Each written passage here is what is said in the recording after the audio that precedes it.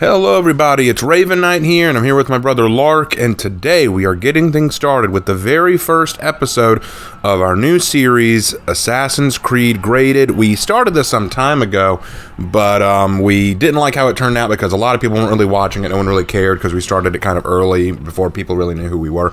So today we're restarting it, but it's going to be a little bit different. So here's how we're doing it. It's going to be a little slower coming out because what we want to do is Lark and I want to play through each of the games. Maybe not all the way through, like to the end of the game, but just enough that we get a general idea of the game itself and the plot line and stuff like that. And then after we play the game, we're going to sit down, make our notes, talk about what we thought, and we're going to share our thoughts with you and give it an official tier because we've made a tier list of Assassin's Creed games.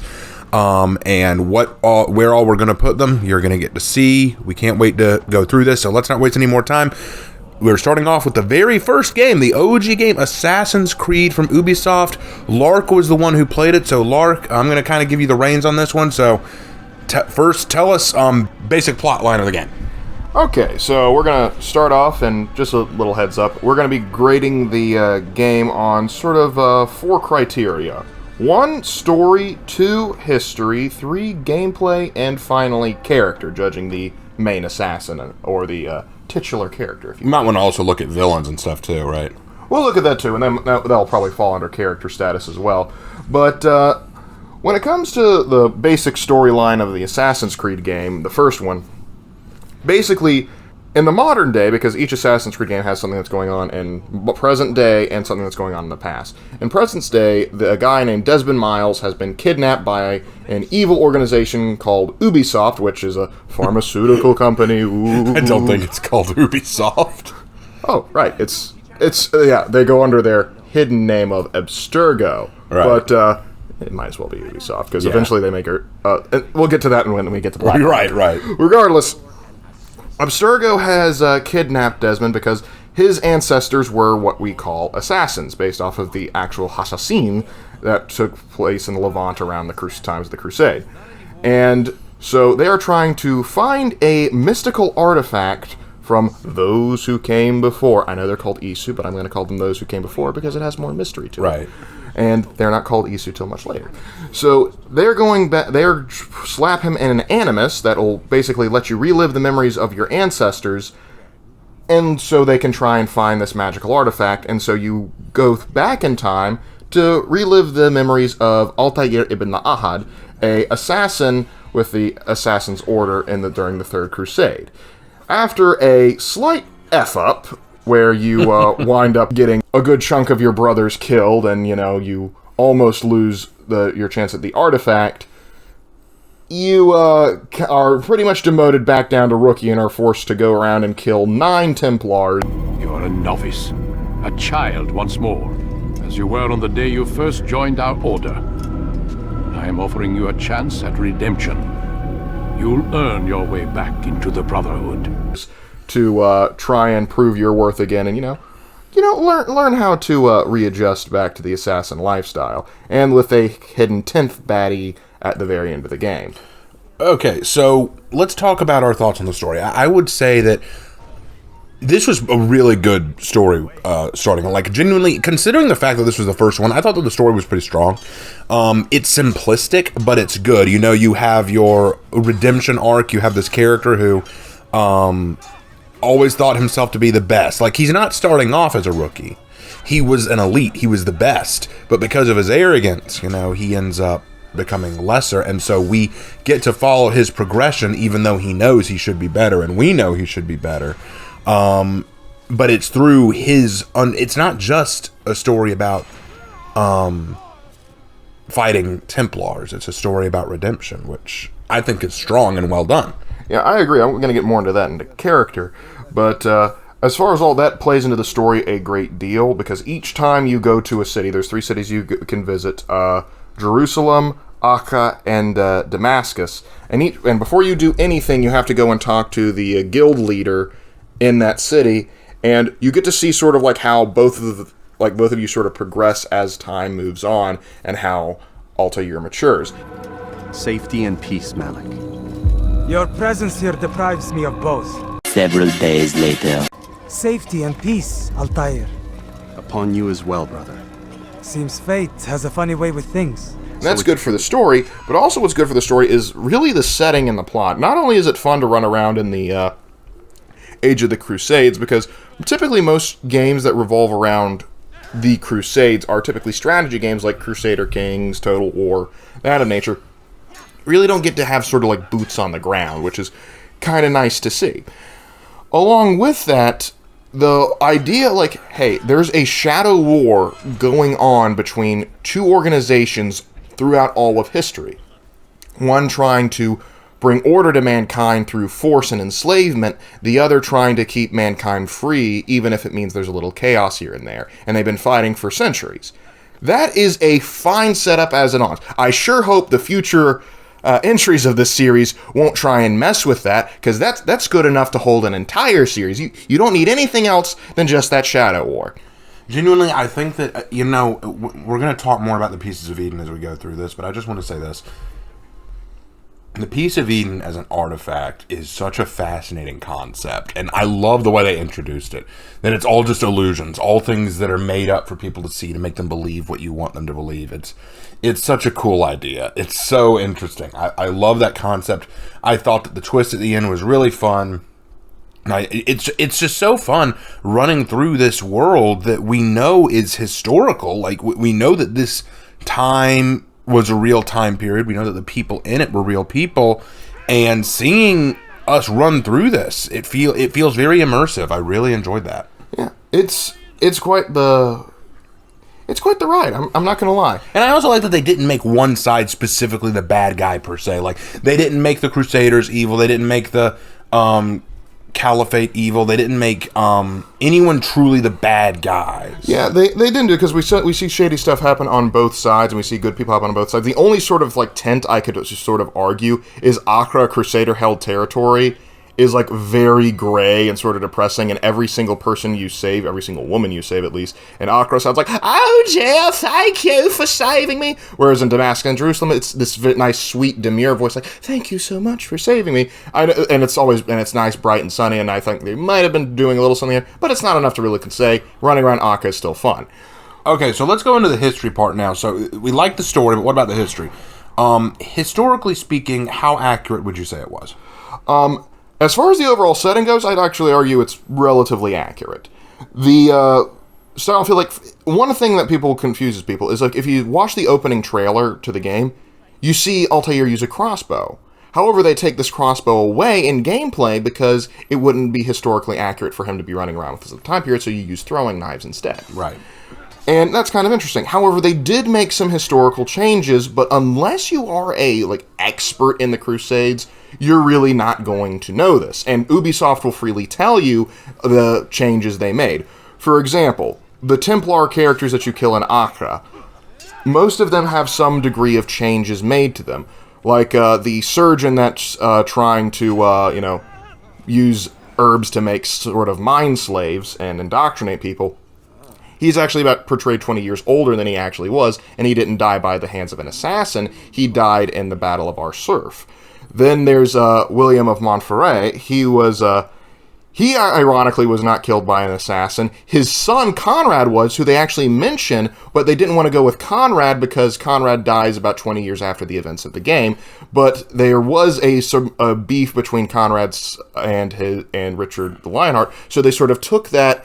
They took actual history and just twisted it ever so slightly. It's like, because there is a possibility William and Richard would have actually been at each other's throats. And speaking of history, I really like how they portrayed Richard here. They may have been a little too nice to him here and there, but overall, I think they portrayed like how a king would behave back then relatively well. The only the biggest misgiving I have about the history here is we don't get to see Saladin. Mm-hmm. We get to see Richard, and they do him well, but we don't get to see Saladin, which I don't understand, because it's not like he's never been in media before. He's been in video games before. I remember playing with him in Age of Empires.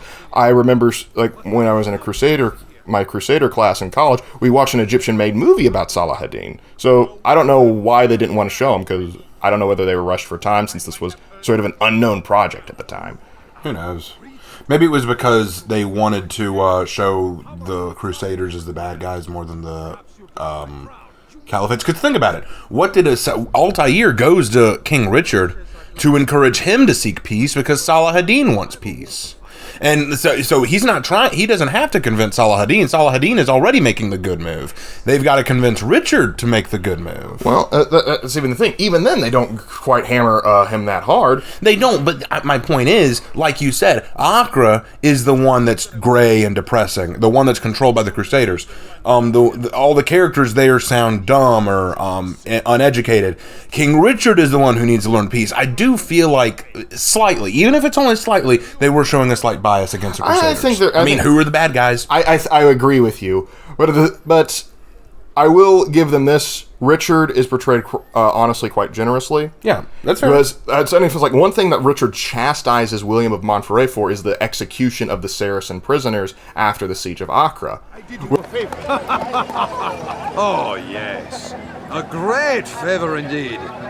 Now our enemies will be that much stronger in their convictions. Fight that much harder. I know our enemy well. They will not be emboldened, but filled with fear. Tell me, how is it you know the intentions of our enemies so well? In reality, Richard's the one who ordered it in real history. And so they actually kind of, butter him up a little bit. I would have liked to have seen Saladin too, so we could have sort of seen him sort of get the same sort of gray treatment as well, like he does good and bad. Well, I think that's what they were trying to avoid. They were trying to make him look like the good guy. I know, and I'm just saying, I would have liked to see just some portrayal at all, because he's one of these characters. Both Richard and Saladin are larger than life characters. They are, and they both did good and bad things, and I wish that we could have seen the good and bad from both. And instead we don't. But anyway, But so fair point on the history. All right, now let's go into gameplay.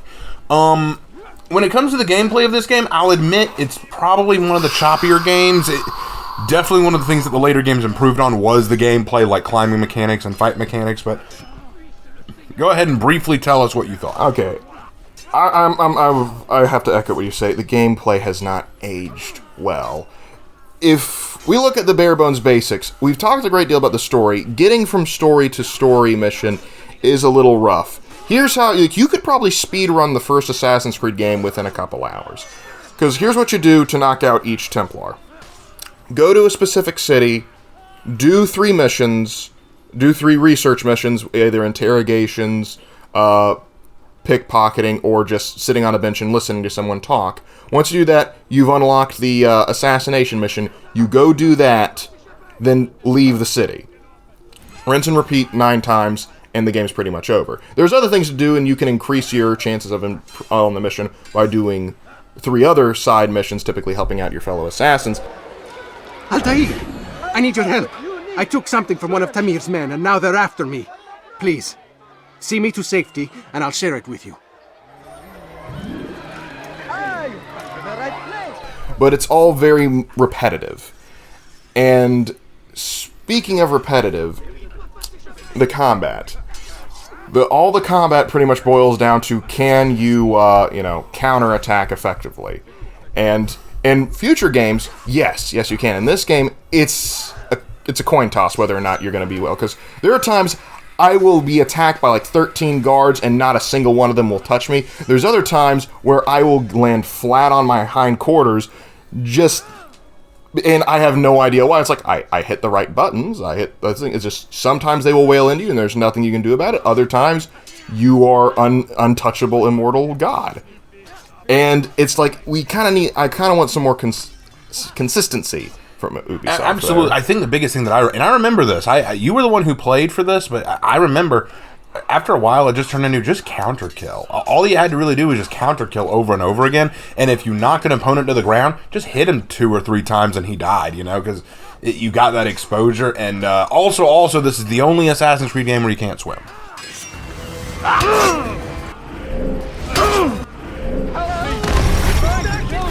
Somebody do something! You can't swim, and on top of that, you can't even airdrop assassinate. You can run up and assassinate someone, but you can't drop down. There were several occasions I was like, all right, I'm gonna get. Oh wait, no, I can't do that. Yeah, right. But speaking of getting up, another thing that Assassin's Creed is famed for is parkour. Yes, and just like the combat here, it's kind of iffy. Yeah. Because sometimes you'll be a spider monkey climbing up a wall and no problems whatsoever. Other times, Altair will just slowly move up. And I think there's actually, you can like chart the effectiveness of your parkour and the speed. The more guards that are chasing you, the slower you climb.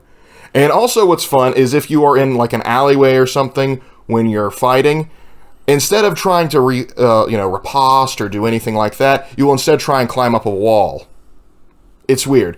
And also, I know that they probably got a lot of complaints for this because you don't see it in any other Assassin's Creed game, but they got rid of the drunks and the, what's a nice way to put this, the simpletons. Yeah. There are some mentally handicapped people all throughout the cities that will just sort of march around like with their hands up, and they will just kind of go up and shove you because they're mentally disturbed. I wouldn't mind this so much, but they only go after you. They don't attack anybody else, but you're trying not to get caught because you just shivved a guy, and so you're pretending to pray to blend into the crowd, and they just waddles up to you, shoves you, and I'm the bad guy when I start punching his teeth out. Get on fucked up now!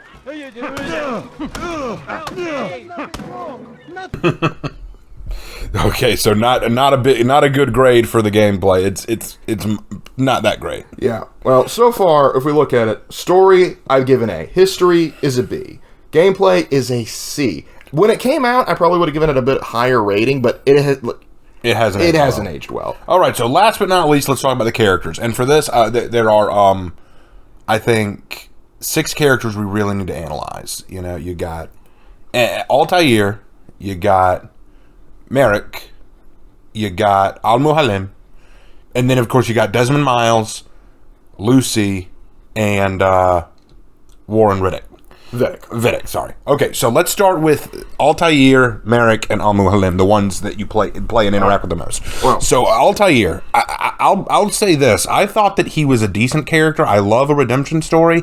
But I will admit, I felt his redemption was a little weird. Just maybe a little. No. His redemption wasn't weird. It was how they portrayed it. Okay, yeah. Because here's the thing.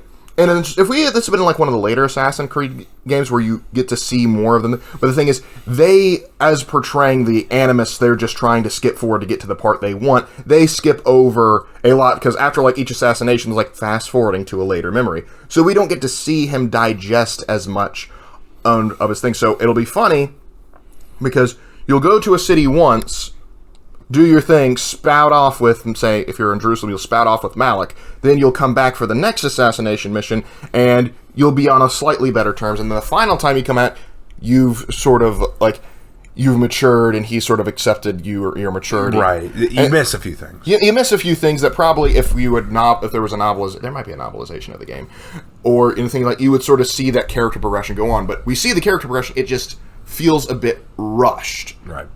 Because what Desmond's seeing over the course of like a week is like months.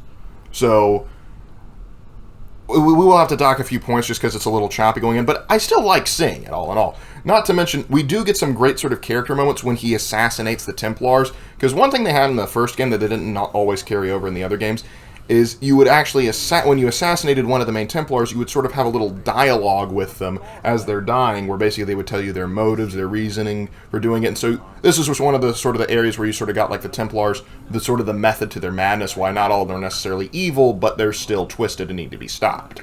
Okay, fair enough. And I like Altair though. I think he was a very. There was nothing in-depth about him. Like, you're not going to get the same kind of in-depth character that you get out of some of the later characters like Ezio. But to be fair, Ezio had 3 games. Yeah. Altair only has the 1. Well, there was Bloodlines, and then there's a bit of him in Revelations, but he still doesn't get the same treatment. I did like him, and I played a little bit of Bloodlines. I did like what I see, though. Okay, so then we move on to Marek. That guy, we don't see a lot of him. Much like Altair, I felt like his change was very abrupt. Like, he starts off hating Altair, being very pissed at him, thinking that he's too arrogant and haughty, because he cost him his arm, because of his brother. Because of Altair's arrogance and attitude, Marek's arm was taken from him, and his brother was killed. So he hates Altair, very reasonable. But then after, like, you're nearing the end of the game, Marek just, for some reason, suddenly, you are a friend to me. You know, like, you are not the same person. I actually do like when it... I mean, I like it too, but it seems a little abrupt. If someone killed you and took my arm, I think I'd be a little slow to like the guy. I agree, but it is kind of an interesting concept. It's like, I don't forgive you because you're not the same person. Like, I never really heard that concept before. Be out with it. I've been a fool. Normally I'd make no argument, but what is this? What are you talking about? All this time, I never told you I was sorry. Too damn proud. You lost your arm because of me. Lost Qadar. You had every right to be angry. I do not accept your apology. I understand. No, you don't. I do not accept your apology because you are not the same man who went with me into Solomon's temple. And so you have nothing to apologize for. Malik. Perhaps if I had not been so envious of you, I would not have been so careless myself. I'm just as much to blame. Don't say such things. We are one. As we share the glory of our victories, so too should we share the pain of our defeat. In this way, we grow closer. We grow stronger. Thank you, brother. Rest if you need to, Altair, that you might be ready for what lies ahead. Until this game, and so I liked it, but I think Malik is probably the best of the Guildhall guys. I mean, I like the other ones. I like the Damascus one because he's always so chipper, and I like he's the always one happy. on Akra because I think he genuinely gives the best advice. Because like, there's actually a dialogue like at the finals, like when you kill Sabran and Akra, he comes back and he goes like, "What's wrong?" And he's like, "I don't know. I'll talk to Al-Mualim about it." It's like, you're troubled by the people you kill. It's like, how did you know? It's like, you should never feel upset that you feel something towards the people you kill. It's what separates us from animals and monsters. Of this and other things. Is everything all right, my friend? You seem distant. It's nothing, Rafiq. Just a lot on my mind. Talk to me then. Let me help.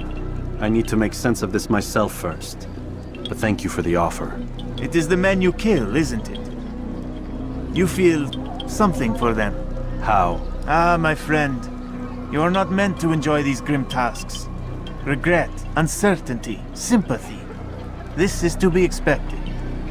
I should not fear these feelings. You should embrace them. They are what keep you human. What if I'm wrong? What if these men are not meant to die? What if they mean well? Misguided, perhaps, but pure in motive. I am but a Rafiq, Altair, and such things are beyond me. Perhaps Al-Mualim can help you to make sense of it.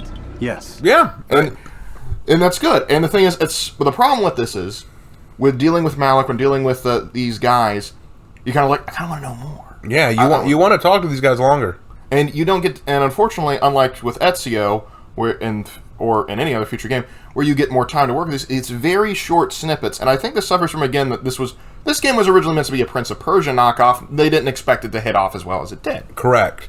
But okay, so then Al-Mualim. We're not going to give away the twist about Al-Mualim, but I do want to just say I liked him throughout the game. Mm-hmm. Everything about him as a mentor, as the leader of the assassins, all of it, I thought was well done. Yep. And it's interesting because they had to kind of work a little bit because Al-Mualim is another character that didn't exist in real history, supposedly. He did kind of, though.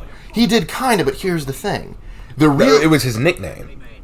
Well, yes and no, because here's the twist to it. The actual guy has a different name, but Ubisoft wanted to use it, but they couldn't because there was some sort of weird copyright law around it.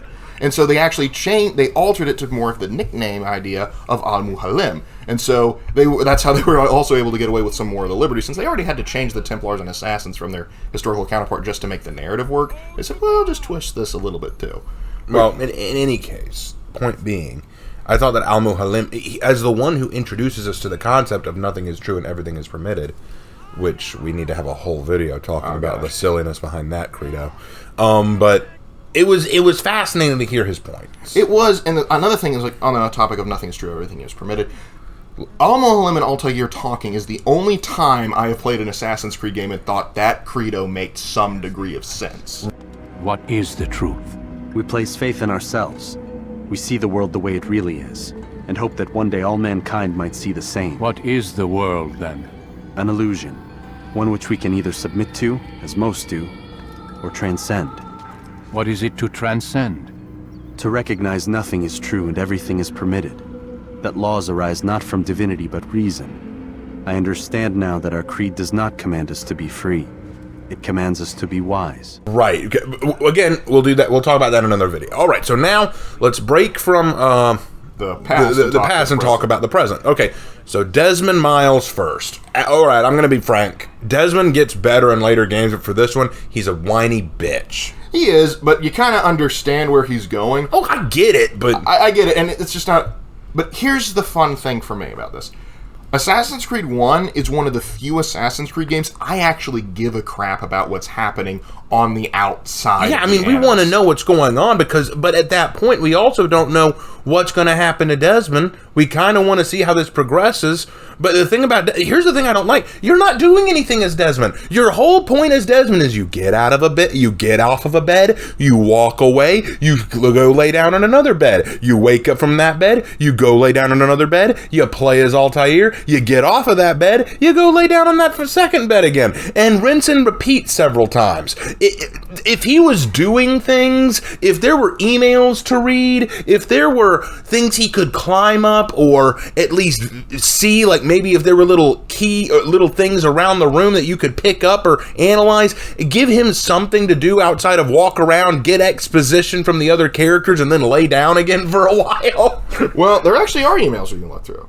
Oh, there are? Yeah, you can actually, Lucy will actually leave her little, key card, and she will go up, and you can actually go up and take it, and you can also pickpocket Warren Vidick's off of his and access the emails. Now, the emails, I would like to see a little bit more information, but they do sort of, give a sort of a sight into what is the happenings around Abstergo. And it's and also it is interesting to sort of hear Warren and Desmond bicker back and forth and sort of get the modern Templar mindset. Oh yeah, I don't mind the bickering. It's just the character. Yeah, I do agree. He improves in later games, but I kind of like seeing him. And I also probably the gem here is Lucy. Yes, Lucy. What a great character. I love the in-between there. I sure hope they don't do anything bad with her. No, they would never do anything bad with Lucy. She's a staple of the game. She's going to be there all the way up to the end. Yeah. Yeah, all the way. Totally. Because, she had such a good presence in this one. Indeed. She was sort of like if Warren was bad cop, she was good cop. Yeah. No, she wasn't a good cop. She was a good lawyer. She made sure he was okay. Even argued like, hey, you don't want to kill him because there's a good reason we might want to keep him around later on. And then we have Warren Vidick. Okay, so here's the thing about Warren. You're supposed to hate him. You're supposed to not like him. But there are generally moments I love the guy.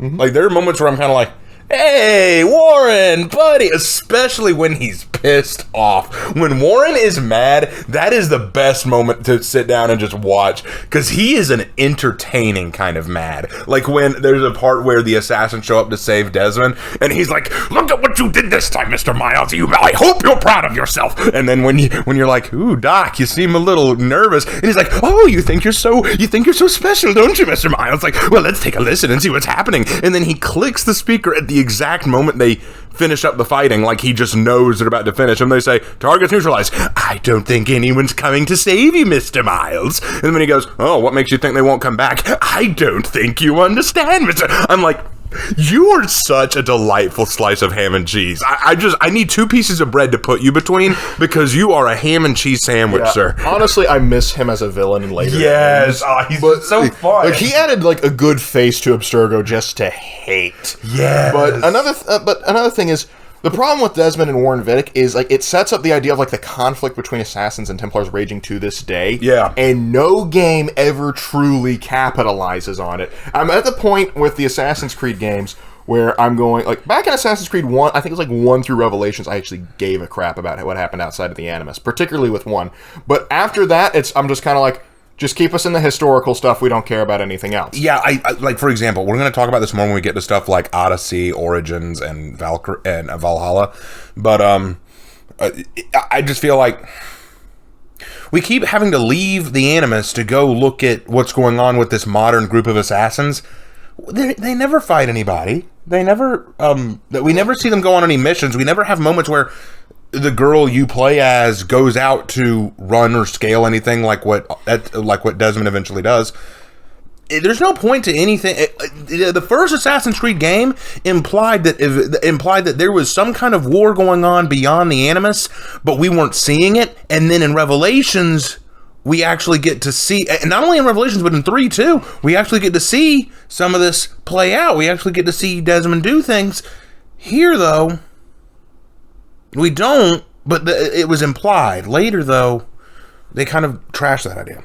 Yeah, and more on it, I think another benefit to it is, like, you don't know. It's sort of mentions, like we've been very busy. We've been sweeping out assassin enclaves, like, over the past couple of years. I'm like, oh, crap. So, yeah. It's like, oh, there's a bit of a weight to this. And also, like, ooh, at the very end, it's sort of left on a bit of a cliffhanger there. And you're like, oh, gosh, what's going to happen? What's going to happen? So they're sort of building up, like, hey, you're going to have to start taking action in the modern day, too. Yeah. And I've always thought what would be really cool is, like, even if you didn't do this in the modern day, but sort of like an Assassin's Creed meets XCOM style game. Yeah, that'd be kind of cool. That'd be really cool. And I think for this, like, the setting of fighting like an underground war, that would actually make a lot of sense. But the thing is, it's kind of just like the Piece of Eden. It's like, the less, like, they gave you a little bit, which made you want to know more, and then in later games they gave you more, and you're just like, this isn't doing anything for me, Chief. Well, anyway, I think that's enough for now. We've been at this for a little while, so I think the final verdict, I'll say my piece, and then you finish us up. Okay? Well. So my thought is, with the first Assassin's Creed game, it introduced a concept that,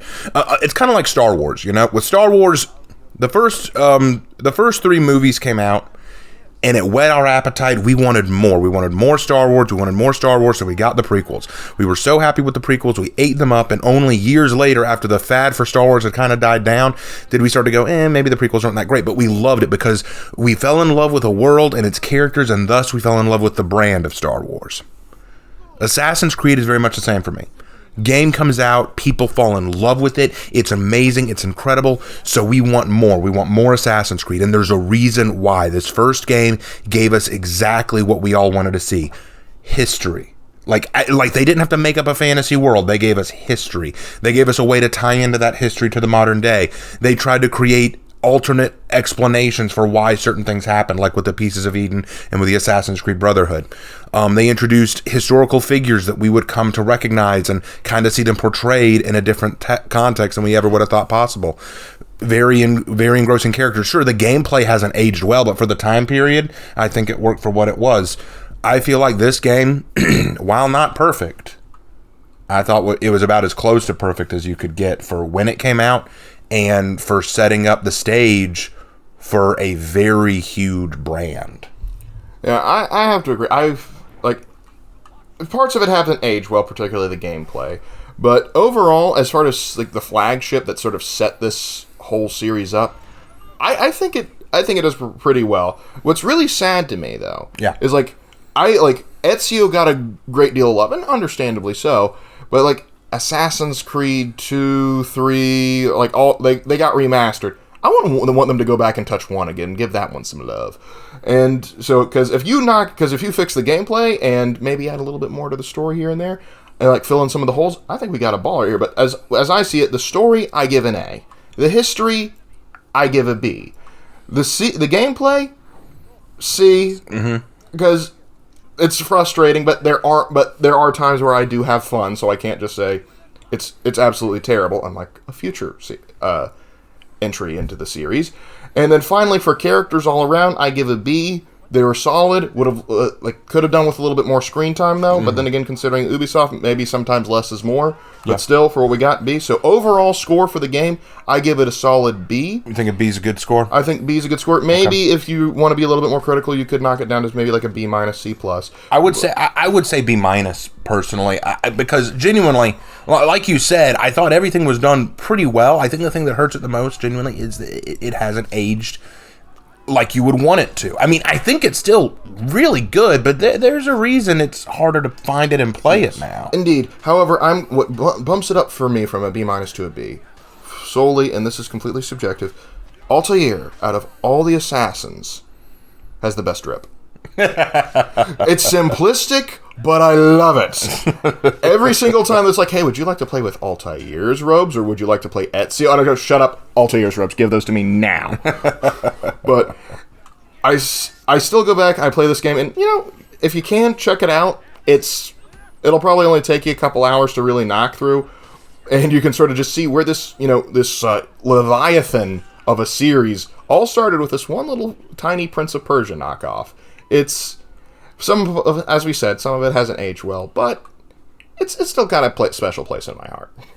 All right, well then, with that said, thank you guys so much for watching. I hope you enjoyed our first episode of the tier list. Next is going to be Assassin's Creed 2. I'm going to be the one playing that. In fact, I'm going to be playing all the Ezio trilogy games. I don't know when I'll be done. I'm probably going to, since it's a seriously long game and I've got other projects to work on, I'll probably only play maybe most of the way through it, because I've finished the game. I can talk about most of it, but I will still play it. I'll give it a due diligence, and then we will be back here again to add it to the tier list. Lark, any final thoughts? Yes. I believe in the words of the great assassin. I'll see you guys later. I'll see you guys later, and we will see you in our next video. Take care.